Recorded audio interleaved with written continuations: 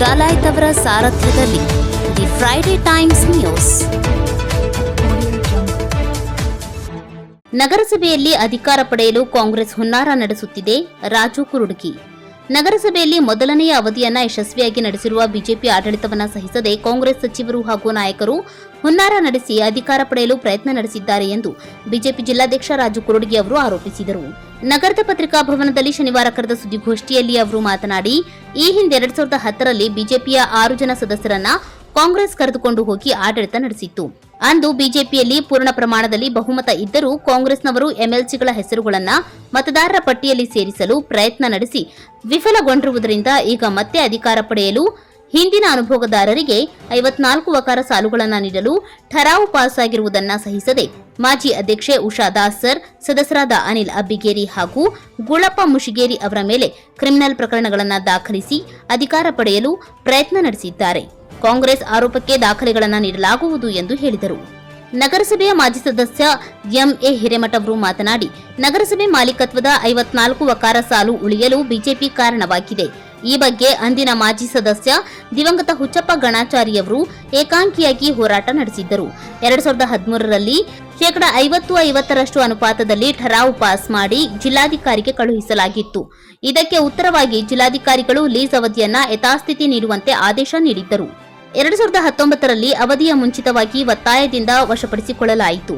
ಈಗ ಮತ್ತೆ 5 ವರ್ಷ ಅವಧಿಗೆ ಲೀಸ್ ಮುಂದುವರೆಸಲು ಠರಾವು ಮಾಡಲಾಗಿದೆ. ಕಾಂಗ್ರೆಸ್ ಅವರು ಮಾಡಿರುವ ಆರೋಪಗಳು ತನಿಖೆಯಿಂದ ಸತ್ಯ ಹೊರಬರಲಿದೆ. ಅವರು ಕೊಟ್ಟಿ ಕೇಸ್ ದಾಖಲು ಮಾಡಿ ಚುನಾವಣೆ ಸಂದರ್ಭದಲ್ಲಿ ಸದಸ್ಯರು ಮತ ಚಲಾಯಿಸದಂತೆ ನೋಡಿಕೊಂಡು ಅಧಿಕಾರ ಪಡೆಯಲು ಹುನ್ನಾರ ನಡೆಸಿದ್ದಾರೆ ಎಂದು ಹೇಳಿದರು. ನಗರಸಭೆ ಸದಸ್ಯ ಚಂದ್ರು ತಡಸದ್ ಅವರು ಮಾತನಾಡಿ, ಈ ಹಿಂದೆ ಶಿವಣ್ಣ ಮುಳುಗುಂದವರ ಅಧಿಕಾರಾವಧಿಯಲ್ಲಿ ಅಂದಿನ ನಗರಸಭೆಯ ಸಭೆಯಲ್ಲಿ ಸದಸ್ಯರಾದ ಎಲ್ಡಿ ಚಂದಾವರಿ ಅವರು ಠರಾವು ಸಂಖ್ಯೆ 357ನೇ ವಿಷಯದಲ್ಲಿ ವಕಾರ ಸಾಲುಗಳನ್ನು 50-50ರಷ್ಟು ಅನುಪಾತದಲ್ಲಿ ಮಾರಾಟ ಮಾಡಲು ಠರಾವು ಪಾಸು ಮಾಡಿದ್ದರು ಎಂದು ಹೇಳಿದರು. ಈ ಸುದ್ದಿಗೋಷ್ಠಿಯಲ್ಲಿ ನಗರಸಭೆಯ ಸದಸ್ಯರಾದ ವಿನಾಯಕ್ ಮಾನ್ವಿ, ಮಹಾಂತೇಶ್ ನಲವಡಿ, ನಾಗರಾಜ್ ತಳವಾರ್, ಮಾಧುಸಾ ಮೇರ್ವಾಡೆ, ವಿಜಯಲಕ್ಷ್ಮಿ ದುಂದೂರ್, ಯುವ ಮುಖಂಡ ಸುಧೀರ್ ಕಾಟಿಗರ್ ಸೇರಿದಂತೆ ಮುಂತಾದವರು ಉಪಸ್ಥಿತರಿದ್ದರು. ವಿಶೇಷ ಪತ್ರಿಕಾಗೋಷ್ಠಿ. ಈ ಚರ್ಚೆಯಲ್ಲಿರುವ ವಿಷಯ 54 ವಕಾರಗಳ ವಿಷಯ ಆಗಲಿ ಮತ್ತು ಈ ಇನ್ನೊಂದು 8 ದಿನಗಳು ನಡೆಯುವಂಥ ನಗರಸಭಾ ಚುನಾವಣೆ ಬಗ್ಗೆ ವಿಶೇಷ ಪತ್ರಿಕಾಗೋಷ್ಠಿ. ತಮಗೆಲ್ಲ ಗೊತ್ತಿರಬಹುದು, ಪತ್ರಿಕೆಯೊಳಗೆ ಈಗಾಗಲೇ 2-3 ದಿನದಿಂದ ಹರಿದಾಡ್ತಾ ಇದೆ 54 ವಕಾರ ಸಾಲಗಳ ಬಗ್ಗೆ. ಇದ್ರ ಬಗ್ಗೆ ಸಾಕಷ್ಟು ವಿಷಯಗಳ ಚರ್ಚೆ ನಡೀತಾ ಇದ್ದಾವೆ. ಈ ವೇದಿಕೆ ಮೇಲೆ ಇವತ್ತಿನ ಕಾರ್ಯಕ್ರಮ ಕಾಣಿಸಿದ ಎಲ್ಲ ನಮ್ಮ ಪತ್ರಿಕಾ ಮಾಧ್ಯಮ ಸ್ವಾಗತಿಸಿ ಮತ್ತು ನಮ್ಮ ಪಕ್ಷದ ಹಿರಿಯರಾದಂಥ ಎನ್ ಹಿರೇಮಠ ಅವರು, ಚಂದ್ರು ತರ್ಸದ್ ಅವರು ಮತ್ತು ಎಲ್ಲ ನಗರಸಭಾ ಸದಸ್ಯರು ಎಲ್ಲರಿಗೂ ನಮಸ್ಕರಿಸುತ್ತಾರೆ. ಕಾಂಗ್ರೆಸ್ ಪಕ್ಷ ಯಾವಾಗಲೂ ಭಾರತೀಯ ಜನತಾ ಪಕ್ಷದ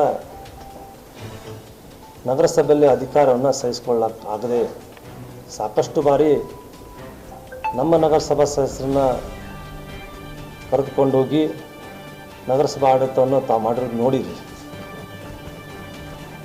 13/8/2010 ನಡೆದಂಥ ಚುನಾವಣೆಯೊಳಗೆ ನಮ್ಮ ನಗರಸಭಾ ಸದಸ್ಯರು 6 ಜನರನ್ನ ತೆಗೆದುಕೊಂಡೋಗಿ ಅವತ್ತ ಕಾಂಗ್ರೆಸ್ ಪಕ್ಷ ನಗರಸಭೆ ಆಡಳಿತವನ್ನು ಮಾಡಿದ್ದು ತಮಗೆಲ್ಲ ಗೊತ್ತಿರ್ಬೋದು. ಅದು 2ನೇ ಅವಧಿಯ ಚುನಾವಣೆ. ಈಗೂ ಸಹಿತ ಭಾರತೀಯ ಜನತಾ ಪಕ್ಷ ಮೊದಲನೇ ಅವಧಿಯನ್ನು ಯಶಸ್ವಿಯಾಗಿ ನಡೆಸಿತಿ. 2ನೇ ಅವಧಿಗೆ ಏನು ಚುನಾವಣೆ ಘೋಷಣೆ ಆಗಿದೆ, ಇದನ್ನು ಹೇಗಾದರೂ ಮಾಡಿ ಕಾಂಗ್ರೆಸ್ ಪಕ್ಷ ಅಧಿಕಾರಕ್ಕೆ ಬರಬೇಕು ಮತ್ತು ಆಡಳಿತ ಮಾಡಬೇಕು ಅನ್ನೋ ಉದ್ದೇಶಕ್ಕಾಗಿ ಎಲ್ಲ ಸಾಕಷ್ಟು ಹುನ್ನಾರಗಳನ್ನು ದುರುದ್ದೇಶದಿಂದ ಇವತ್ತು ಕಾಂಗ್ರೆಸ್ ಪಕ್ಷದ ಹಿರಿಯ ಸಚಿವರು ಮತ್ತು ಕಾಂಗ್ರೆಸ್ ಮುಖಂಡರು ಇವತ್ತು ಹುನ್ನಾರವನ್ನು ಮಾಡ್ತಾಯಿದ್ದಾರೆ.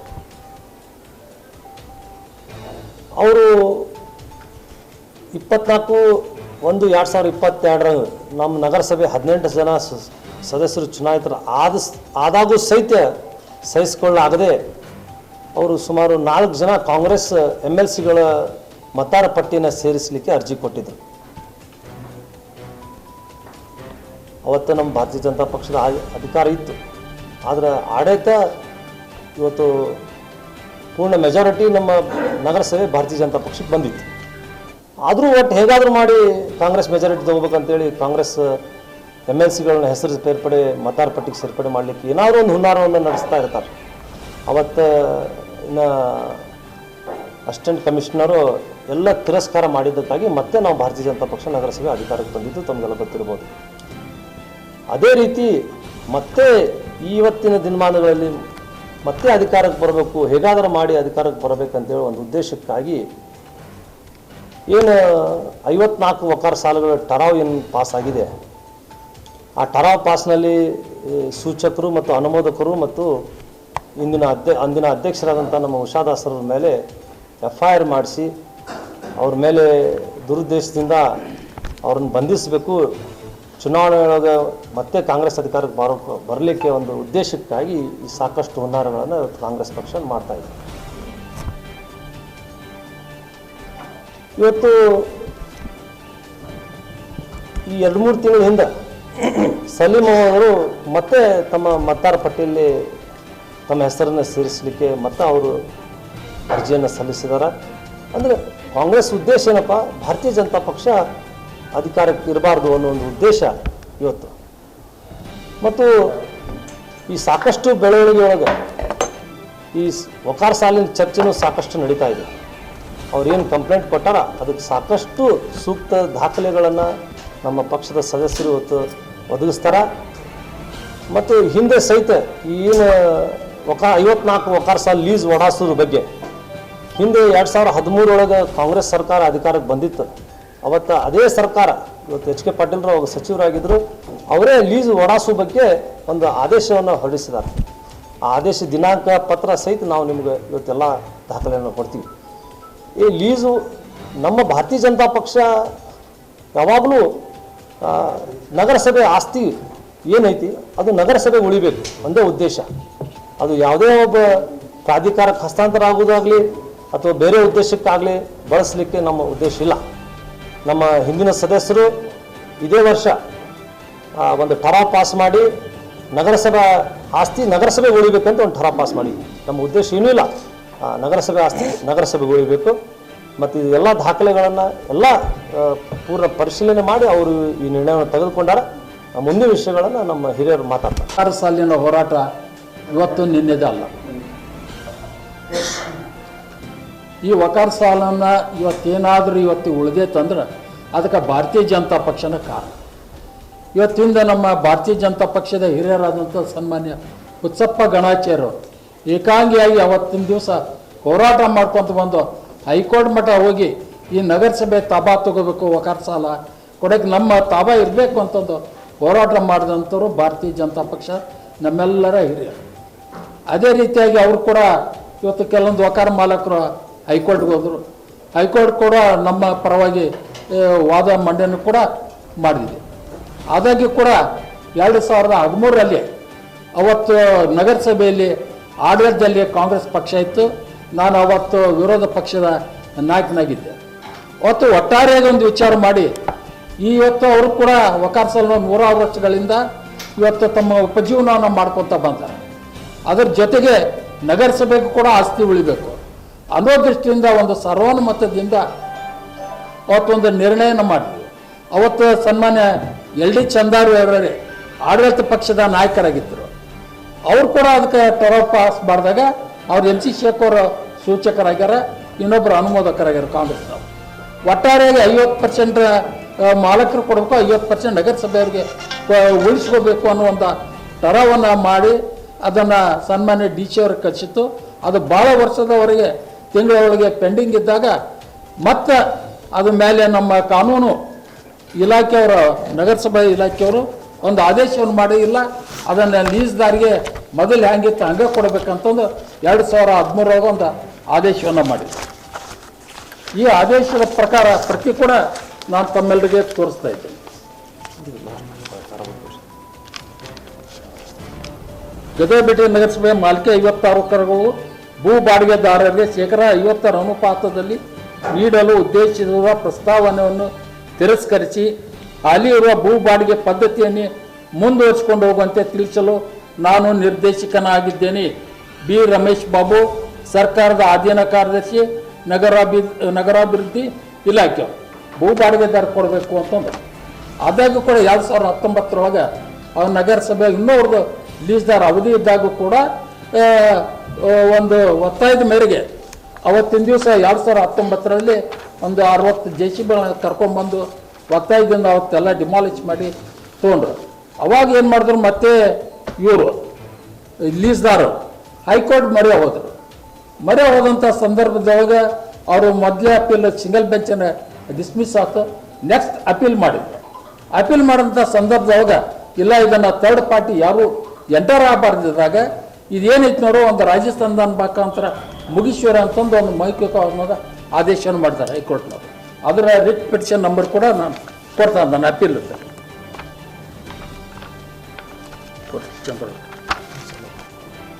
Writ appeal number 100490/2022. ಇದರೊಳಗೆ ಕೂಡ ಈ ಒಂದು ರಿಟ್ ಪಿಟಿಷನ್ ಫೈಲ್ ಮಾಡ್ತಾರೆ ಅಪೀಲ್. ಈ ಅಪೀಲ್ದೊಳಗೆ ಮತ್ತೆ ಹೈಕೋರ್ಟ್ನವ್ರು ಕರೆದು ಇಲ್ಲ ಏನಾರು ಮಾಡ್ಕೊಂಡ್ರು ರಾಜ್ಯ ಮುಖಾಂತರ ಮುಗಿಸೋರಿ, ಯಾರನ್ನೂ ಥರ್ಡ್ ಪಾರ್ಟಿ ಎಂಟ್ರಿ ಮಾಡ್ಕೋಬೇಡ್ರಿ ಅಂತ ಹೇಳಿದ ಪ್ರಕಾರವಾಗಿ ಇವತ್ತು 5 ವರ್ಷದ ಮಟ್ಟಿಗೆ ಒಂದು ಲೀಸನ್ನು ಒದಗಿಸ್ಕೊಟ್ಟಿದ್ರು. ಅದಕ್ಕೆ ಅಂದಿನ ಕಮಿಷನರ್ ಸಹಿ ಮಾಡಿಲ್ಲ ಅಂತಂದು ನಿನ್ನೊಂದು ಕಂಪ್ಲೇಂಟನ್ನು ಕೂಡ ಫೈಲ್ ಮಾಡಿ, ಅದರದ್ದು ಸಹಿ ಹೌದು ಅಲ್ಲ ಅಂತ ತೀರ್ಮಾನ ಮಾಡೋರು ನಾವರ ಅಲ್ಲಿ ಕಾಂಗ್ರೆಸ್ನವರು ಅಲ್ಲ. ಅದನ್ನು ತೀರ್ಮಾನ ಮಾಡೋರು ಫಿಂಗರ್ ಪ್ರಿಂಟ್ ಎಕ್ಸ್ಪರ್ಟ್ಸ್ ಬರ್ತಾರ, ಅವ್ರದ್ದು ಒಪಿನಿಯನ್ ಬರ್ತಾ, ಅವಾಗ ಯಾರು ತಪ್ಪು ಮಾಡೋರು ಅನ್ನೋದು ಕೂಡ ಗೊತ್ತಾಗುತ್ತೆ. ಅದ್ರ ಜೊತೆಗೆ ನಮ್ಮ ಸನ್ಮಾನ್ಯ ಉಸ್ತುವಾರಿ ಸಚಿವ HK ಪಾಟೀಲ್ರು ಈ ರಿಟ್ ಪಿಟಿಷನ್ ಅಪೀಲ್ ಹೈಕೋರ್ಟ್ನಾಗ ಪೆಂಡಿಂಗ್ ಇದ್ದಂಥ ಸಂದರ್ಭದಲ್ಲಿ ಕೂಡ ಅವ್ರು ಏನು ಮಾಡಿದ್ರು, ಒಂದು ಪ್ರಾಧಿಕಾರ ರಚನೆಯನ್ನು ಮಾಡಿದ್ರು. ಇದು ಆಸ್ತಿ ಇರೋದು ನಗರಸಭೆದು, ನಗರಸಭೆಗೆ ಉಪಯೋಗ ಆಗಬೇಕು ಅಂತಂದು ಇದ್ದಂಥ 34 ಎಕರೆ ಜಮೀನನ್ನು ಏಕಾಏಕಿ ಕ್ಯಾಬಿನೆಟ್ನಾಗ ಇಟ್ಕೊಂಡು ತರಾತುರಿಂದ ಅದು ಕ್ಯಾಬಿನೆಟ್ನಲ್ಲಿ ಪಾಸ್ ಮಾಡಿಕೊಂಡ್ರು. 54 ವಕಾರ ಮತ್ತು 34 ಎಕರೆ ಆಸ್ತಿಯನ್ನು ಇವತ್ತು ಪ್ರಾಧಿಕಾರ ರಚನೆ ಮಾಡ್ತಾರೆ. ಆದ್ರೆ ಬಿಟ್ಟು ಕೊಡಬೇಕಾದ್ರೆ, ಜಾಗ ಬಿಟ್ಟು ಕೊಡಬೇಕಾದ್ರೆ ಇಲ್ಲೇ ನಗರಸಭೆ ಒಂದು ಟೊರ ಬೇಕಾಗುತ್ತಲ್ಲ, ಆ ಟೊರ ಕೂಡ ಪಾಸ್ ಮಾಡಲಿಲ್ಲ. ಏಕದಮ್ಮಾಗಿ ಕ್ಯಾಬಿನೆಟ್ನಾಗ ಇಟ್ಕೊಂಡು ಪಾಸ್ ಮಾಡಿಕೊಡ್ರು. ನಗರಸಭೆ ಆಸ್ತಿಯನ್ನು ನಾವು ಉಳಿಸ್ಕೋಬೇಕಲ್ಲ. ಅದ್ರ ಸಲುವಾಗಿ ನಮ್ಮ ಅಧ್ಯಕ್ಷರು ಮತ್ತೆಲ್ಲ ಸದಸ್ಯರು ಕೂಡಿ ಹೋಗಿ ರಾಜ್ಯಪಾಲರು ಕೂಡ ಭೇಟಿಯಾಗಿ ಇಲ್ಲ, ಇದು ಹಿಂಗೈತೆ ನಗರಸಭೆ ಆಸ್ತಿ, ಇದನ್ನು ತರಾತುರಿಯಿಂದ ಕ್ಯಾಬಿನೆಟ್ಗೆ ತೊಗೊಂಬಂದು ಪಾಸ್ ಮಾಡ್ಯಾರ, ನಮ್ಮ ಆಸ್ತಿನ ಸರ್ಕಾರದವ್ರು ಕಬಳಿಸ್ಬೇಕಂತಾರೆ. ಅದರ ಯಾವ ಉದ್ದೇಶಕ್ಕಾಗಿ ಬಳಸ್ತಿದ್ರು ಗೊತ್ತಿಲ್ಲ. ಯಾಕಂದ್ರೆ ನಗರಸಭೆಗೆ ಜನರಿಗೆ ಏನು ಬೇಕು, ಆ ಒಂದು ಜನರಿಗೆ ಸಮಸ್ಯೆ ಅನ್ನೋದು ಇಲ್ಲಿ ವ್ಯವಹಾರ ಮಾಡೋಕ್ಕೆ ಏನು ಬೇಕಾದ್ರ ಸಲುವಾಗಿ ನಗರಸಭೆ ಇದು ಆಸ್ತಿ. ಆದ್ದರಿಂದ ಏಕಾಏಕಿ ಸರ್ಕಾರಕ್ಕೆ ತೊಗೊಂಡು ಅಲ್ಲಿ ಏನೇನೋ ಮಾಡ್ಬೇಕಂತ ಹೊರಟಿದ್ದು. ಇದನ್ನು ಮಾಡಬಾರ್ದು ಅನ್ನೋದು ಒಂದು ಉದ್ದೇಶ ಇಟ್ಕೊಂಡು ಮಾನ್ಯ ರಾಜ್ಯಪಾಲರಿಗೆ ನಮ್ಮ BJP ಮುಖಂಡರೆಲ್ಲ ಭೇಟಿ ನೀಡಿ ಅವ್ರು ಮನವಿ ಮಾಡಿಕೊಂಡಾಗ ಅದನ್ನು ಇನ್ನೂವರೆಗೆ ಅಂಕಿತ ಹಾಕಿಲ್ಲ. ಒಂದೊಂದು ಶೇಡಿಂದ ರಾಜಕಾರಣ ಗದಗಿನೊಳಗೆ ಯಾಕಪ್ಪ ನಾವು ಮಾಡಕೊಂಡಿದ್ವಿ, ಹಿಂಗೆ BJP ಅದು ಮಾಡಿದ್ರು ಅಂತ. ನಮ್ಮ ಆಸ್ತಿ ನಾವು ನಗರಸಭೆ ಉಳಿಸೋದು ನಮ್ಮ ಧರ್ಮ, ಅದನ್ನು ಉಳಿಸೋಣಕ್ಕೆ ನಾವೆಲ್ಲರೂ ಪ್ರಯತ್ನ ಮಾಡಿದ್ವಿ. ಆದರೆ ಈ ಪ್ರಾಧಿಕಾರ ಮಾಡಿದ್ದರಿಂದ ಅವ್ರಿಗೆ ಭಾಳ ಒಂದು ಮಾನಸಿಕವಾಗಿ ಆಗಿತ್ತು. ಏನಪ್ಪ ನಾನು ಕ್ಯಾಬಿನೆಟ್ನಾಗ ತಂದು ಇದರ ಪ್ರಾಧಿಕಾರ ಮಾಡಕ್ಕೆ ಇವ್ರು ಬಿಡ್ಲಿಲ್ಲಲ್ಲ ಅನ್ನೋ ಒಂದು ಇಟ್ಕೊಂಡು ಏನಾದರೂ ಮಾಡಿ ಬಾಯಿ ಹೋಗ್ಕಾರ್ಕೋ. ಇವತ್ತು ನಗರಸಭೆಗೆ ಕಾಂಗ್ರೆಸ್ಸಿನ ಅಧಿಕಾರ ಬರಬೇಕು. ಯಾಕಂದ್ರೆ ಕಾಂಗ್ರೆಸ್ನವ್ರು ಎಂದೂ ಯಾವಾಗ ವಿರೋಧ ಪಕ್ಷಗಳು ಆಡಳಿತಕ್ಕೆ ಬರ್ತಾರ ಎಂದೂ ಸರಾಗವಾಗಿ ಆಡಳಿತ ನಡೆಸಕ್ಕೆ ಬಿಟ್ಟಿಲ್ಲ. 1996 ಅವತ್ತು ಜನತಾದಳ ಅಧಿಕಾರಕ್ಕೆ ಬಂದಂಥ ಸಂದರ್ಭದಲ್ಲಿ ಕೂಡ ಅವತ್ತಿನ ದಿವಸ ನಮ್ಮ 5 ಜನ ಸದಸ್ಯರ ಕಾಂಗ್ರೆಸ್ನವರು ಪಕ್ಷಾಂತರ ಮಾಡಿ ತಾವು ಅಧಿಕಾರ ತಗೊಂಡು. ಅದೇ ರೀತಿಯಾಗಿ 2007 ಕೂಡ ಭಾರತೀಯ ಜನತಾ ಪಕ್ಷ ನಗರಸಭೆಯಲ್ಲಿ ಅಧಿಕಾರಕ್ಕೆ ಬಂತು. 30 ತಿಂಗಳಾದ ನಂತರ ಮತ್ತು ಅವಾಗ ಕೂಡ ನಮ್ಮನ್ನು ಆಡಳಿತ ಮಾಡಕ್ಕೆ ಬಿಡಲಾರ್ದಂಗೆ ನಮ್ಮ ಸದಸ್ಯರ ಒಡಿಸಿ ಒಂದು ಮಾಡಿಗೆ ಅಲ್ಲೇ ಆಡಳಿತ ನಡೆಸಿ. ಮತ್ತು ಈ ಸಲ ಕೂಡ ಇವತ್ತು ನಮ್ಮ ಎಲ್ಲ 18 ಸದಸ್ಯರು ಗಟ್ಟಿಯಾಗಿರೋದ್ರಿಂದ ಏನಾದರೂ ಮಾಡಿ ಇವ್ರ ಮೇಲೆ ಒಂದು ಅಲಿಗೇಷನ್ ಬರಬೇಕು. ಚುನಾವಣಾ ಸಂದರ್ಭದಲ್ಲಿ ಇವರು ಚುನಾವಣಾ ಮತ ಹಾಕಕ್ಕೆ ಬರಬಾರ್ದು ಅನ್ನುವಂಥ ಒಂದು ದುರುದ್ದೇಶದಿಂದ ಇವತ್ತು 3 ಜನರ ಮೇಲೆ ಒಂದು ಕ್ರಿಮಿನಲ್ ಕೇಸ್ ಹಾಕ್ಯಾರ, ನಾನ್ ಬೇಲೇಬಲ್ ಆಫೆನ್ಸ್ ಕೇಸ್. ಅಂದ್ರೆ ಇವ್ರು ಕಸ್ಟಡಿ ಹೋಗ್ತಾರ, ಅಷ್ಟರೊಳಗೆ ನಾವು ಚುನಾವಣೆ ಮಾಡ್ಕೊಂಡು ಬಿಡೋಣ ಅಂತ ಒಂದು ದುರುದ್ದೇಶದಿಂದ ಈ ರೀತಿಯಾಗಿ ಕೊಟ್ಟಿ ಕೇಸನ್ನು ದಾಖಲು ಮಾಡ್ಯಾರ. ಇದನ್ನು ನಾವು ಭಾರತೀಯ ಜನತಾ ಪಕ್ಷ ಉಗ್ರವಾಗಿ ಖಂಡನೆಯನ್ನು ಮಾಡ್ತೀವಿ.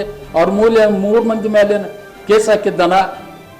ಇನ್ನಾದರೂ ಸನ್ಮಾನ್ಯ HK ಪಾಟೀಲ್ ಸಾಹೇಬ್ ನಾವು ಮನವಿ ಮಾಡ್ಕೊಳ್ತೀವಿ, ಇನ್ನು ಶೇಡಿನ ರಾಜಕಾರಣ ಬಿಡ್ರಿ. ಇವತ್ತು ತಾವು ಕೂಡ 11 ವರ್ಷದಿಂದ ಶಾಸಕರಾಗಿರಿ, ಈ ಭಾಗದ ಒಂದು ಸಮಸ್ಯೆಗಳ ಬಗ್ಗೆ ಗಮನ ಕೊಡ್ರಿ. ಅದು ಏನಪ್ಪ ಈ ಕಳೆದ 1 ವರ್ಷದೊಳಗೆ ಯಾವುದೇ ಒಂದು ಅಭಿವೃದ್ಧಿ ಕಾಮಗಾರಿ ಆಗಿಲ್ಲ.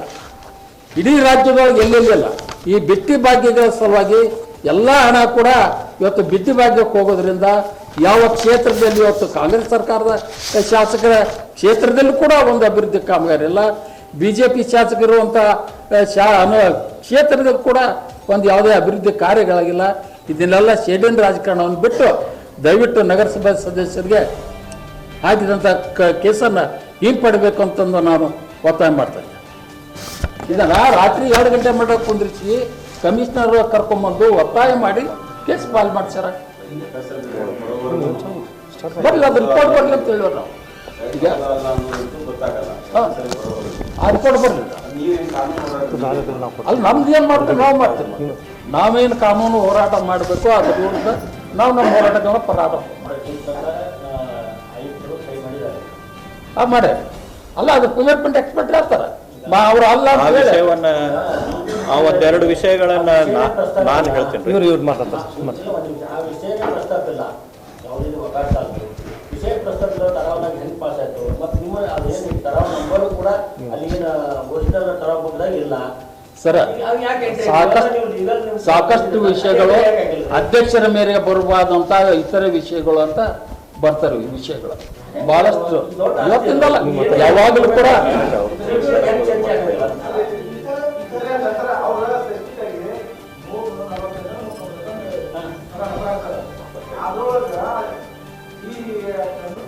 ಯಾಕಿಂತ ಕ್ರಿಮಿನಲ್ ಕೇಸ್ ಹಾಕ್ತೀರಿ? ಇಲ್ಲ ನೀರಿಗಾಗಿ ಹೋರಾಟ ಮಾಡಿದಂತ ನಮ್ಮ ಸದಸ್ಯರ ಮೇಲೆ ಕ್ರಿಮಿನಲ್ ಕೇಸ್ ಹಾಕಿ 5 ವರ್ಷ ಅಧ್ಯಕ್ಷರ 5 ವರ್ಷ ಕೋರ್ಟ್ಗೆ ಅಧ್ಯಕ್ಷರ ಅಲ್ಲ ಅದನ್ನ ಹೇಳ್ತಿದ್ರು ಅವ್ರು. ಒಟ್ಟು ಹಿಂಗಾಗಿ ನೋಡ್ರಿ ಬಾಯಿ ಹುಕ್ಕ ಅಧಿಕಾರ ತಗೋಬೇಕು, 3 ಮಂದಿ ನಾನ್ ಬೆಲೆಬಲ್ ಸೆಕ್ಷನ್ ಒಳಗೆ ಕಳಿಸ್ಬೇಕು, ಅವ್ರು ಒಳಗೆ ಓದ್ಕೊಳ್ಳಿ ಇಲೆಕ್ಷನ್ ಡಿಕ್ಲೇರ್ ಮಾಡಬೇಕು 1 ವಾರದಿಂದ ಆ ಉನ್ನಾರದಿಂದ ಇವೊಂದೆಲ್ಲ ಕ್ರಿಮಿನಲ್ ಕೇಸ್ ಆಯ್ತು. ಅದು ಫಿಂಗರ್ ಎಕ್ಸ್ಪರ್ಟ್ ಹೇಳ್ತಾರೆ ಅವ್ರು ಸೈ ಹೌದು ಅಲ್ಲ ಅಂಬೋದು. ಹೌದಲ್ಲ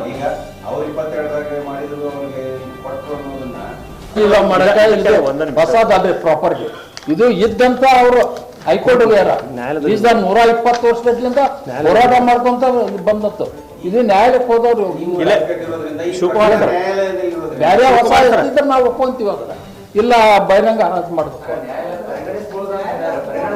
ಈ ನಮ್ಮ ನಗರಸಭೆಯ ಅಧ್ಯಕ್ಷರ ಆಯ್ಕೆ ಸಂದರ್ಭದೊಳಗೆ ನಡೆದಂಥ ಘಟನೆಗಳು ಈ ಹಿಂದಿನ ಎಲ್ಲ ವಿವರಗಳನ್ನು ಸವಿಸ್ತಾರವಾಗಿ ನಮ್ಮ ಜಿಲ್ಲಾಧ್ಯಕ್ಷರಾದ ರಾಜಣ್ಣ ಕುರುಡಿಗೆ ಅವರು MM ಹಿರೇಮಠ ಅವರು ಸವಿಸ್ತಾರವಾಗಿ ತಿಳಿಸಿದ್ದಾರೆ.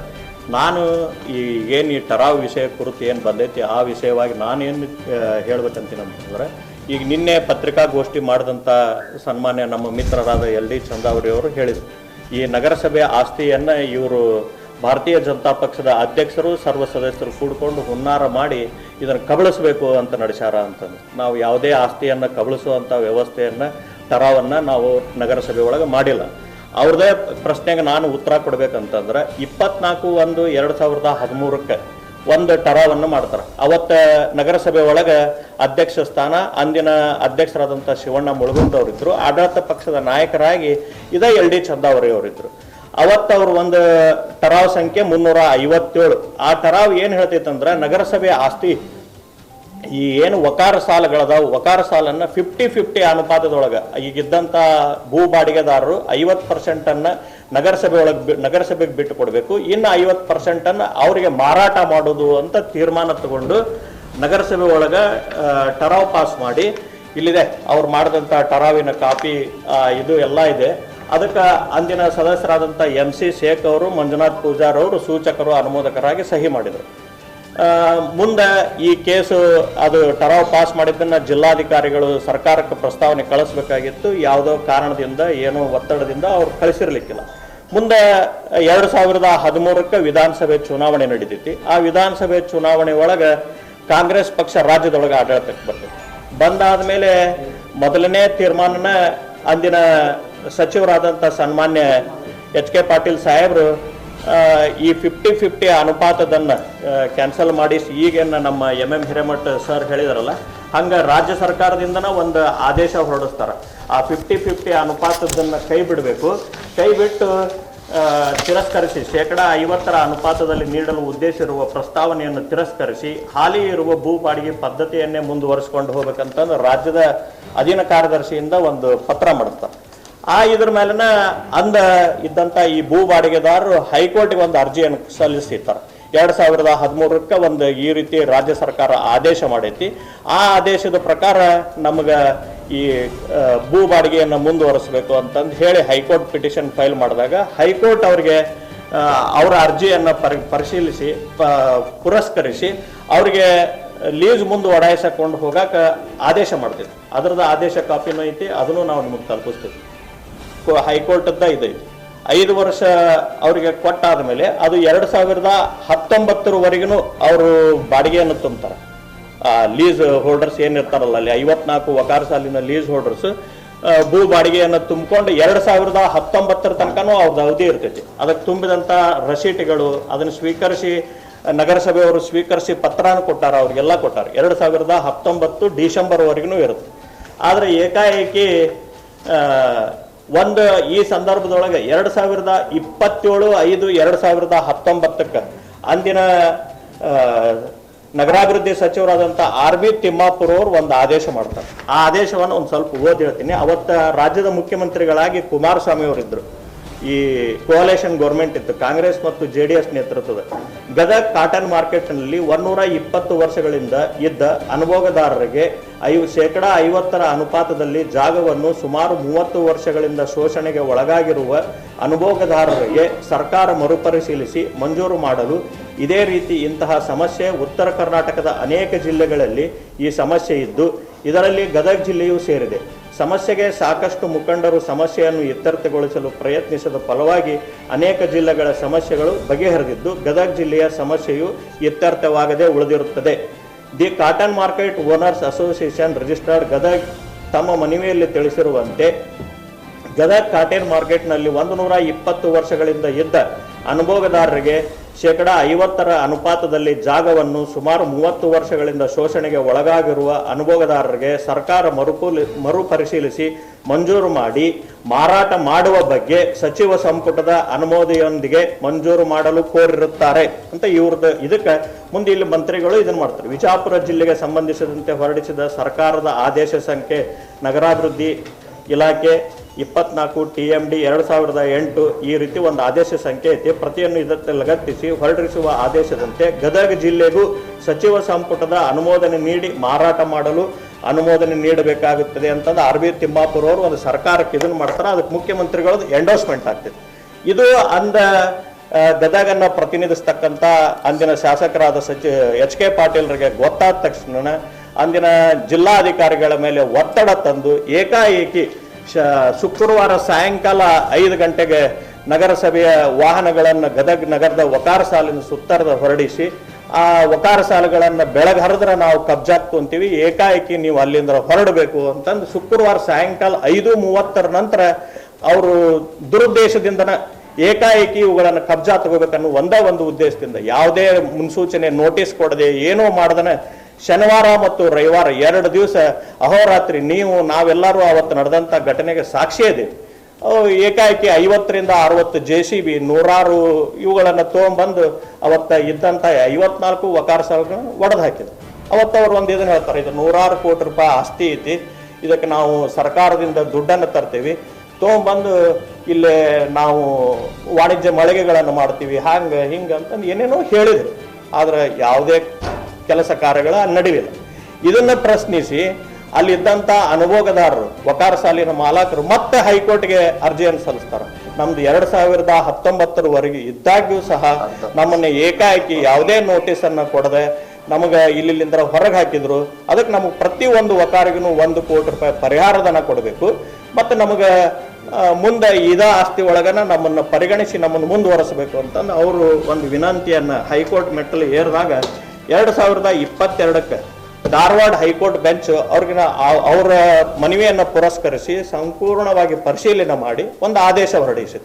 ಆ ಥರ್ಡ್ ಪಾರ್ಟಿಯನ್ನು ಈ 54 ವಕಾರ ಸಾಲಿನ ಇದಕ್ಕೆ ಯಾರನ್ನೂ ಎಂಟ್ರಿ ಮಾಡ್ದೇ ಅವರು ಪುನಃ ಅರ್ಜಿಯನ್ನು ಸಲ್ಲಿಸಿದ್ರಂದ್ರೆ ಅನುಭೋಗದಾರರು ಅರ್ಜಿಯನ್ನು ಸಲ್ಲಿಸಿದ್ರಂದ್ರೆ ಅವರ ಮನವಿಯನ್ನು ಪುರಸ್ಕಾರ ಮಾಡಿ ಅವ್ರಿಗೆ ಮತ್ತೆ ಲೀಸನ್ನು ಕೊಡಬಹುದು, ಆ ತೀರ್ಮಾನವನ್ನು ನಗರಸಭೆ ತಗೋಬಹುದು ಅಂತ ಇಲ್ಲಿ 2022 ಒಂದು ಆದೇಶವನ್ನು ಅಂದಿನ ಹೈಕೋರ್ಟ್ ಧಾರವಾಡ ಪೀಠದಿಂದ ಬರ್ತೈತಿ. ಅದನ್ನು ಇದನ್ನು ಮಾಡಿಕೊಂಡು ಅವರು ನಮಗೊಂದು ನಗರಸಭೆಗೆ 2022ಕ್ಕೆ ಒಂದು ಅರ್ಜಿಯನ್ನು ಕೊಡೋದು.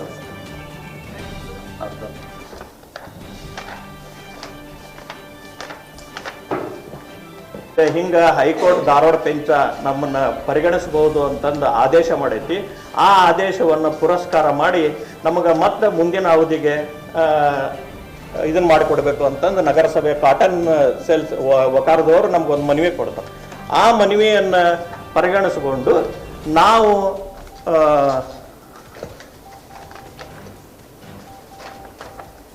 9/2/2024 ನಡೆದ ಸಾಮಾನ್ಯ ಸಭೆ ಒಳಗೆ ಇತರೆ ವಿಷಯದೊಳಗೆ ನಾವು ತಾವು ಅನೇಕ ಜನ ಪತ್ರಕರ್ತರಿದ್ರಿ. ಈ ವಿಷಯ ಬರ್ತೈತೆ ಅನ್ನೋದು ಗೊತ್ತಾದ ತಕ್ಷಣ ಅಲ್ಲೇ ನಗರಸಭೆ ಮುಂದೆ ಸಾಕಷ್ಟು ಧರಣಿ ಇದು ಎಲ್ಲ ನಡೆದು ಅಧ್ಯಕ್ಷರ ಇದರ ಮುಂದೆ ಹೋಗಿ ಕುಂತ್ಕೊಂಡು ಯಾವುದೇ ವಿಷಯಗಳನ್ನ ಚರ್ಚೆ ಮಾಡಕ್ ಕೊಡ್ಲಾರ್ದಂಗೆ ದಾಂಧಲೆ ಮಾಡಿದಂತ ಸಂದರ್ಭದೊಳಗೆ ಇತರೆ ವಿಷಯದೊಳಗೆ ಈ ಇದನ್ನ ಇಟ್ಕೊಂಡು ಅಧ್ಯಕ್ಷರು ನಾವು ಟರಾವ್ ಪಾಸ್ ಮಾಡಿಕೊಟ್ವಿ. ಟರಾವ್ ಪಾಸ್ ಮಾಡಿದ್ದನ್ನ ಅವರು ಮುಂದೆ ಹೈಕೋರ್ಟ್ಗೆ ಹೋದ್ರು. ಮತ್ತೆ ಈ ರೀತಿ ನಮಗೆ ಗದಗ ಬೆಟಗೇರಿ ನಗರಸಭೆದೊಳಗೆ 9/2/2024 ನಮ್ಗೆ ಈ ಟರಾವನ್ನು ಪಾಸ್ ಮಾಡಿಕೊಟ್ಟಾರ.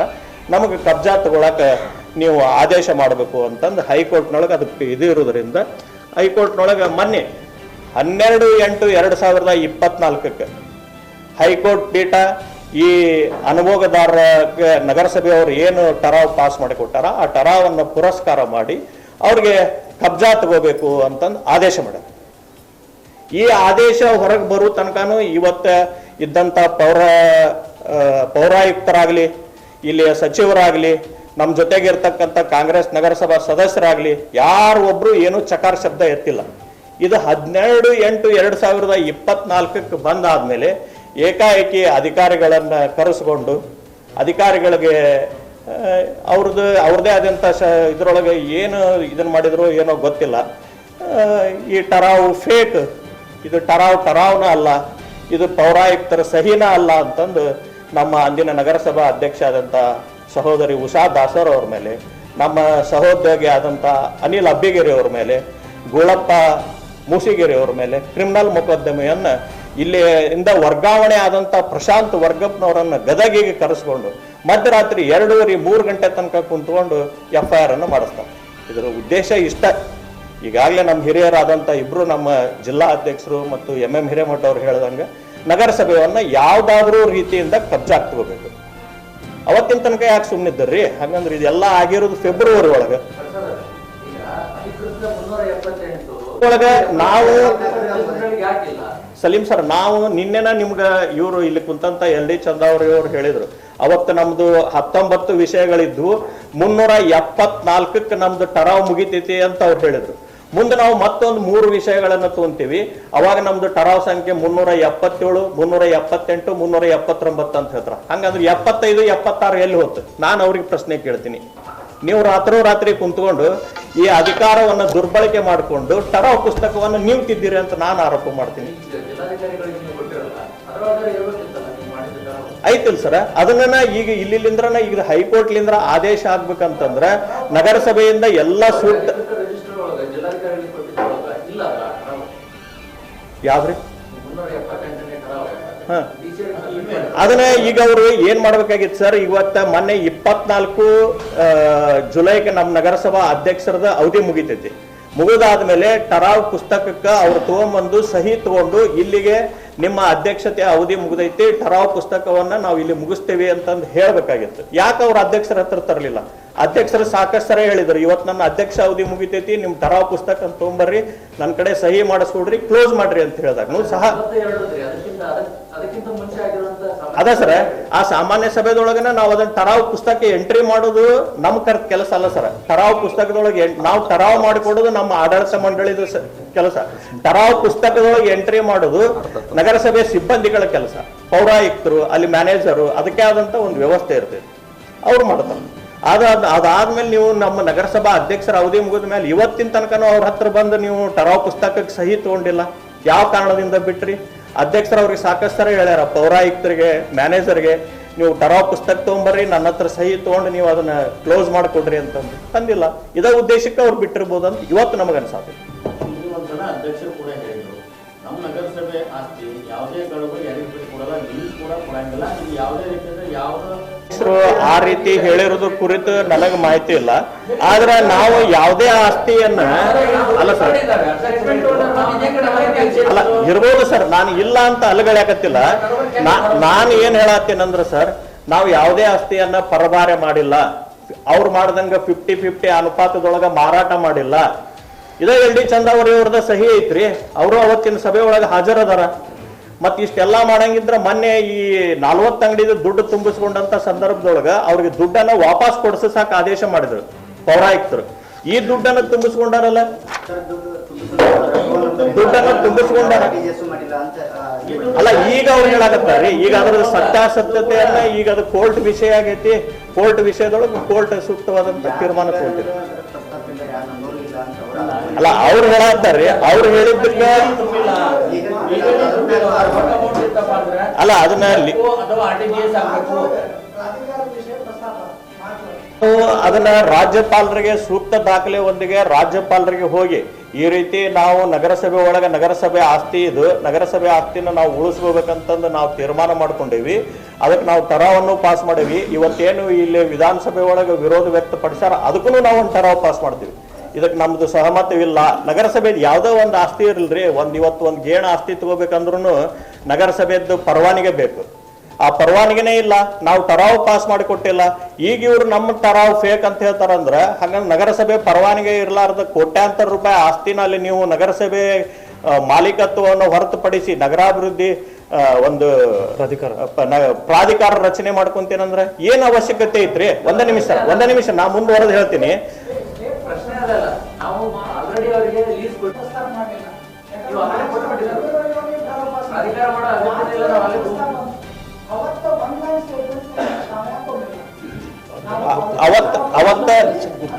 ಅಲ್ಲಿ ಅಲ್ಲ ಅದನ್ನ ಅಧ್ಯಕ್ಷರಿಗೆ ಕೇಳೋಣಂತ. ಉಷಾ ದಾಸರ್ ಅವರು ಊರಾಗಿಲ್ಲ, ಅವ್ರು ಬಂದಾದ್ಮೇಲೆ ಅದ್ರ ಬಗ್ಗೆ ಕೇಳೋಣಂತ. ನಮ್ದು ಇಷ್ಟ, ನೀವು ಪ್ರಾಧಿಕಾರ ರಚನೆ ಮಾಡೋ ಹೊತ್ತೊಳಗೆ ಗದಗ ಬೆಟಗೇರಿ ನಗರಸಭೆ ಠರಾವಿಲ್ಲ. ಯಾವ ಆಧಾರದ ಮೇಲೆ ನೀವು ಪ್ರಾಧಿಕಾರ ರಚನೆ ಮಾಡಕ್ ಹೊಂಟ್ರಿ? ಜಯ ಸಿಕ್ತು ಸರ್, ನಮ್ಮ ಹೋರಾಟಕ್ಕೆ ಜಯ ಸಿಕ್ತು. ತಾವ್ ಹೇಳ್ದಂಗನ ಬರೇ 30 ಎಕರೆ ಭೂಮಿಗೆ ಒಂದು ಪ್ರಾಧಿಕಾರ ರಚನೆ ಮಾಡುವಂತ ಏನ್ ಅವಶ್ಯಕತೆ ಐತ್ರಿ? ಈ ರೀತಿ ಗದಗ ಬೆಟಗೇರಿ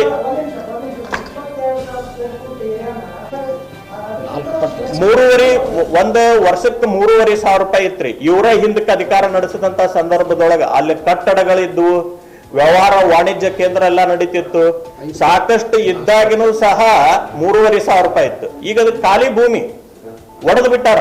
ಅಲ್ಲಿದ್ದಂತ ಎಲ್ಲಾ 100 ಕೋಟಿ ರೂಪಾಯಿ ಬೆಲೆ ಬಾಳುವಂತ ಎಲ್ಲಾ ಇವುಗಳನ್ನು ಒಡೆದು ಖಾಲಿ ಭೂಮಿಯನ್ನು ನಾವು 5 ವರ್ಷ ಲೀಸ್ ಕೊಟ್ಟಿವಿ. ನಮ್ದು ಇಷ್ಟ ಉದ್ದೇಶ ರೀ, ನಮ್ಮ ಆಸ್ತಿ ನಮ್ಮ ಉಳಿಬೇಕು, ನಗರಸಭೆ ಆಸ್ತಿ ನಗರಸಭೆಗೆ ಉಳಿಬೇಕು. ಯಾವುದೇ ಪ್ರಾಧಿಕಾರ ರಚನೆಯಾಗಿ ಕೇವಲ 30 ಎಕರೆ ಭೂಮಿಗಾಗಿ ಒಂದು ಪ್ರಾಧಿಕಾರ ರಚನೆ ಮಾಡುವಂತದ್ದು ಏನ್ ಅವಶ್ಯಕತೆ ಐತಿ? ಈ ರೀತಿ ಕರ್ನಾಟಕದೊಳಗ ಅನೇಕ ಒಂದೇ ನಿಮಿಷ ಅಲ್ಲ ಸರ್, ಅದಕ್ಕೆ ನಮ್ದು ಜಯಾನು ಸಿಕ್ಕೈತಿ. ಅದಕ್ಕೆ ಕೋರ್ಟ್ದೊಳಗೂ ಅದನ್ನ ಪುರಸ್ಕಾರ ಮಾಡಿ ಅವ್ರಿಗೆ ಕಬ್ಜಾ ತಗೋಬೇಕಂತಂದು ಮಾನ್ಯ ಹೈಕೋರ್ಟ್ ಬೆಂಚ್ನ 12/8 ಮೊನ್ನೆ ಸೋಮವಾರ ದಿವಸನ ಆದೇಶ ಆಗೈತಿ. 5 ಪಟ್ಟು ಬಾಡಿಗೆ ಹೆಚ್ಚಿಗೆ ಮಾಡಿ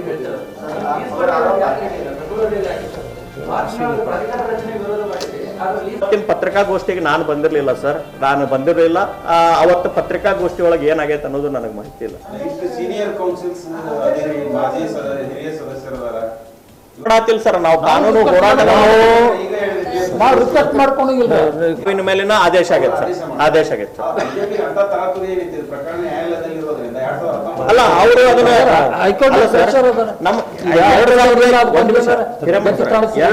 2022 ಒಂದು ಆದೇಶ ಮಾಡೈತಿ ಕೋರ್ಟ್. ಪರಿಗಣಿಸಬಹುದು ಅಂತೈತಿ,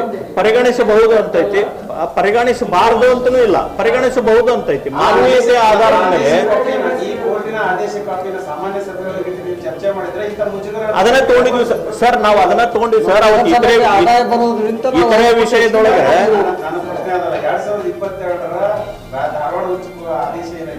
ಇಲ್ಲ ಸರ್, ನಾವ್ ಇತರೆ ವಿಷಯಗಳನ್ನ ಚರ್ಚೆಗೆ ತಗೊಂಡ ತಕ್ಷಣ ಅವತ್ತು ದಾಂಧಲೆ ಮಾಡಿದ್ರು. ಯಾವುದೇ ಸಭೆ ನಡೆ ಕೊಡಲಾರ್ದಂಗ ಅಲ್ಲಿ ಅಧ್ಯಕ್ಷರ ಟೇಬಲ್ ಮುಂದೆ ಬಂದು ಕುಂತ್ಕೊಂಡು ಧರಣಿ ಧಿಕ್ಕಾರ ಅದನ್ನೆಲ್ಲ ಕೂಗಿದ್ರು. ಅವಾಗ ನಗರಸಭಾ ಅಧ್ಯಕ್ಷರಿಗೆ ಪವರ್ ಐತಿ, ಈ ವಿಷಯ ಪಾಸ್ ಆಗೈತಿ ಅಂತಂದು ಹೇಳ್ಕೊಂಡು ಬರುವಂತ ಪವರ್ ಐತಿ. ನಾವು 18 ಜನ ಸದಸ್ಯರು ಇದ್ದೀವಿ, ಅವ್ರು 17 ಜನ ಅದರ ಮತದೊಂದಿಗೆ ಬಹುಮತದೊಂದಿಗೆ 18 ಮತಗಳೊಂದಿಗೆ ನಮ್ದು ಗೆದ್ದೈತಿ. ನಾವು ಅದ ಟರಾವನ್ನ ಹಚ್ಚಿ ಹೈಕೋರ್ಟ್ಗೆ ಅವ್ರ ಮುಂದೆ ಅದನ್ನ ಹೈಕೋರ್ಟ್ಗೆ ಕಳಿಸಿದ್ದು ಇದನ್ನ ಮಾಡಿರೋದು ಎಲ್ಲ ಕೋರ್ಟ್ ಅಲ್ಲ ಸರ್. ಅದನ್ನ ಅವ್ರು ಮಾಡಿಕೊಟ್ಟಿರೋದಲ್ಲ ಸರ್, ಇದು ಅವ್ರು ಮಾಡಿಕೊಟ್ರು. ಒಂದ್ ಇದಕ್ಕೆ ಪೂರ್ವಕವಾಗಿ ನಾನು ಹೇಳ್ತೀನಿ, ಇದು ಫೆಬ್ರವರಿ ಒಳಗೆ ನಡೆದಿದ್ದಕ್ಕ ಅವರು ಸರ್ಟಿಫೈಡ್ ಕಾಪಿಯನ್ನ ಕೊಡ್ತಾರ. ಸರ್ಟಿಫೈಡ್ ಕಾಪಿಯನ್ನ ಕೋರ್ಟಿಗೆ ಮುಟ್ಟಿಸಿದಾಗ ಅಲ್ಲಿ ನಗರಸಭೆ ವಕೀಲರು ಇರ್ತಾರ, ಇದು ಸರ್ಕಾರನು ಪಾರ್ಟಿ ಇರೋದ್ರಿಂದ ಸರ್ಕಾರದ ವಕೀಲರು ಇರ್ತಾರ. ಇಷ್ಟೆಲ್ಲ ಇದ್ದಾಗ ನೀವು ಅವತ್ತ ಅಬ್ಜೆಕ್ಷನ್ ಹಾಕ್ಬೋದಾಗಿತ್ತಲ್ಲ. ಕಮಿಷನರ್ಗೆ ಅದು ಮಾಹಿತಿ ಇರ್ಲಾರ್ದ ಹೆಂಗ್ ಇದು ಮಾಡ್ತಾರ್ರಿ, ಅವರೆಲ್ಲ ಕೇಳ್ಕೊಂತಾರ ನೋ ಅಬ್ಜೆಕ್ಷನ್ ಅಂತಂದು ಹೇಳ್ಯಾರಂತ. ಹೇಳಾದ್ಮೇಲೆ ಈಗ ಗೊತ್ತಿರ್ಬೋದು, ಗೊತ್ತಿದ್ದು ಈಗಿಲ್ಲ ಅಂತ ನಾತಿರ್ಬೋದು. ಹೌದೌದು, ಸಹಿ ಐತಿ, ದೃಢೀಕರಣ ಮಾಡಿ ಕೊಟ್ಟಾರ. ದೃಢೀಕರಣ ಮಾಡಿ ಕಮಿಷನರ್ ಸಹಿ ಕೊಟ್ಟು ಕಳಿಸಾರ ಕೋರ್ಟ್. ನಮ್ಗೆ ಇನ್ನೂ ಅವ್ರದ್ದು FIR ಕಾಪಿ ಸಿಕ್ಕಿಲ್ಲ ಸರ್. 15 ಸೂಟಿ ಇತ್ತು, ನಿನ್ನೆನೂ ಕೋರ್ಟ್ ಸೂಟಿ ಇರೋದ್ರಿಂದ ಇವತ್ತು ನಾವು ಆಗ್ಲೇ ವಕೀಲರಿಗೆ ಹೇಳ್ಕೊಂಡಿವಿ. ವಕೀಲರು ಇಲ್ಲಿ ಜಿಲ್ಲಾ ಇದ್ರೊಳಗೆ ಅದು FIR ಕಾಪಿ ಬಂದ ತಕ್ಷಣ ಸರ್ಟಿಫೈಡ್ ಕಾಪಿ ತಗೊಂತಾರ. ನಾವು ಕಾನೂನು ರೀತಿ ಏನು ಹೋರಾಟ ಮಾಡ್ಬೇಕು ಆ ಹೋರಾಟವನ್ನು ನಾವು ಮಾಡ್ತೀವಿ. ಈಗೇನು ಅವ್ರು FIR ಮಾಡ್ಯಾರ, ಆ FIR ಕಂಪ್ಲೇಂಟ್ ಕೊಟ್ಟು FIR ಮೇಲೆ ನಾವು ಮುಂದೆ ಏನ್ ಕಾನೂನು ಕ್ರಮ ತೀರ್ಮಾನ ತಗೊಂತೀವಿ. ಇನ್ನು ನಮ್ಗೆ FIR ಕಾಪಿ ಬಂದಿಲ್ಲ. ಹೌದೌದು, ಬಗ್ಗೆ ಅದು ಕೋರ್ಟ್ ನೋಡ್ಕೊಂತೈತಿ ಸರ್. ಅದು ಕೋರ್ಟ್ ಅವರು ಸತ್ಯನೋ ಅಸತ್ಯನೋ ಅನ್ನೋದು. ಒಂದು ಕಡೆ ಕೋರ್ಟ್ ನೋಡ್ಕೊಂಡಂತ, ಇನ್ನೊಂದ್ ಕಡೆ ಅಧಿಕಾರ ಹಿಡಿಯ ಹುನ್ನಾರಕ ಹಿಂಗ್ ಮಾಡ್ಯಾರ ಅಂತೀರಿ. ಹೌದೌದು, ಅಲ್ಲ ಇದನ್ನ ಎಚ್ಚೆತ್ಕೊಳ್ಳಿಲ್ಲ ಅಂದ್ರೆ ಅಧಿಕಾರ ಹೋಗುತ್ತಂದಾಗ ಇದು ಗೊತ್ತಿದ್ದು ಈಗ ಯಾಕ್ತಂದ್ರ ಸರ್, ಇದು ನಗರಸಭೆ ಅಧ್ಯಕ್ಷ ಉಪಾಧ್ಯಕ್ಷ ಚುನಾವಣೆ ಮುಂದೆ ಈಗ ಯಾಕ್ತಂದ್ರ ಅಂತ ಈಗ ತರೋದೇನಿತ್ತು. ಕಾನೂನಾತ್ಮಕ ಹೋರಾಟ ನೀವು ಮಾಡ್ತೀವಿ ಅನ್ನೋದು. ಈಗ ಕಾನೂನಾತ್ಮಕವಾಗಿ ಹೋರಾಟ ಮಾಡಕ್ ನಾವು ತಯಾರಾಗಿವಿ ಸರ್. ಅದು ನಮ್ಗೆ FIR ಕಾಪಿ ಬಂದ ತಕ್ಷಣ ನಾವು ಕಾನೂನಾತ್ಮಕವಾಗಿ ಅದು FIR ಕಾಪಿ ಬೇಕಲ್ಲ sir. FIR copy certified copy ನಮಗ ಈಗ ನೀವು ಕೊಡಂಗಿಲ್ರಿ ಅವ್ರು. ಅದ ರೀ ಸರ್ಟಿಫೈಡ್ ಕಾಪಿ ಈಗ ಹೇಳಿದ ಸರ್ಟಿಫೈಡ್ ಕಾಪಿ ಬಂದಾದ್ಮೇಲೆ ನಾವು ಕಾನೂನಾತ್ಮಕವಾಗಿ ಕಾನೂನು ಪಂಡಿತರನ್ನ ವಿಚಾರಣೆ ಮಾಡಿಕೊಂಡು ನಮ್ಮ ಪಕ್ಷದೊಳಗೂ ಕಾನೂನು ಸೆಲ್ ಇದೆ, ನಮ್ಮಲ್ಲಿ ಇವರದಾರ, ಮಾಜಿ ಶಾಸಕರದಾರ, ವಿಧಾನ ಪರಿಷತ್ ಸದಸ್ಯರದಾರ, ಅವ್ರು ಎಲ್ಲರದು ತೀರ್ಮಾನ ತಗೊಂಡು ಅವ್ರ ಬಗ್ಗೆ ಏನ್ ಕ್ರಮ ಕೈಗೊಳ್ಬೇಕು ಅದಕ್ಕೆ ನಾವು ಕಾನೂನಾತ್ಮಕವಾಗಿ ಹೋರಾಟ ಮಾಡ್ತೀವಿ. ಸದಸ್ಯರು ಮತ್ತು ಜಿಲ್ಲಾ ಬಿಜೆಪಿ ಎಲ್ಲ ಅದ್ರ ಬಗ್ಗೆ. The Friday times news Gadag.